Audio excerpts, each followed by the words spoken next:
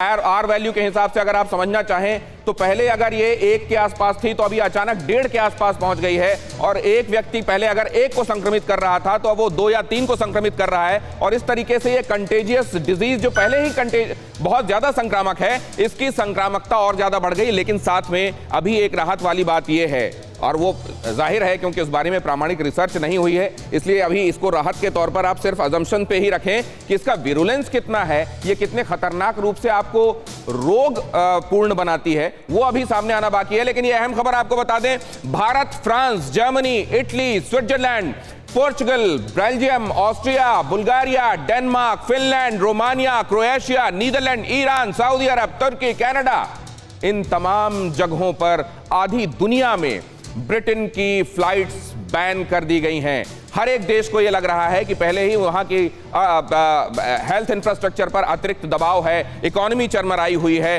Corona किसी तरीके से वो कंट्रोल कर रहे हैं। और ऐसे में ऐसे में इसका और ज्यादा संक्रामक वर्जन सामने आता है, वो उसकी संक्रमण क्षमता और ज्यादा है और एक साथ कई सारे लोगों को और बीमार कर देगा, तो जाहिर है एक और नई वेव शुरू हो जाएगी। और बहुत सारी कंट्रीज अब ऐसा बिल्कुल भी अफोर्ड करने की स्थिति में नहीं है। आप देखें अमेरिका में क्या स्थिति हो गई। अगर अमेरिका जैसा सुपर पावर इस समय चरमराया हुआ दिख रहा है कोरोना के आगे, तो बाकी कंट्रीज की हालत आप समझ सकते हैं। आधी दुनिया में ब्रिटेन की फ्लाइट्स बैन कर दी गई हैं।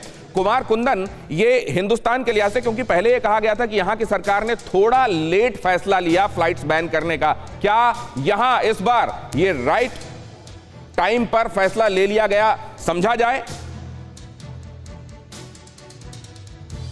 बिल्कुल, 24 घंटे के अंदर सरकार ने एक तरीके से फैसला लिया। कल ये खबर आई थी और आज दिन में 10:30 में बैठक शुरू हुई और 12 बजे के बाद ये खबर आनी शुरू हो गई कि सरकार जो है वो बैन करने जा रही है। इस बीच देश के 2 बड़े राज्य, खास करके राजस्थान और इधर दिल्ली, दोनों के मुख्यमंत्रियों ने भी सरकार के ऊपर एक प्रेशर बनाया। राजस्थान और दिल्ली ने आग्रह किया था कि फ्लाइट्स बंद की जाएं और इस बार सरकार भी नहीं चाहती कि अनावश्यक आलोचना झेलनी पड़े, इसलिए वक्त रहते फ्लाइट्स बंद कर दी गई हैं। लोगों का चेकअप किया जाएगा, जो पहले वहां से आए हुए पैसेंजर्स हैं, अगर वो संक्रमित नहीं भी पाए जाते तो हफ्ते भर क्वारंटाइन रहना पड़ेगा।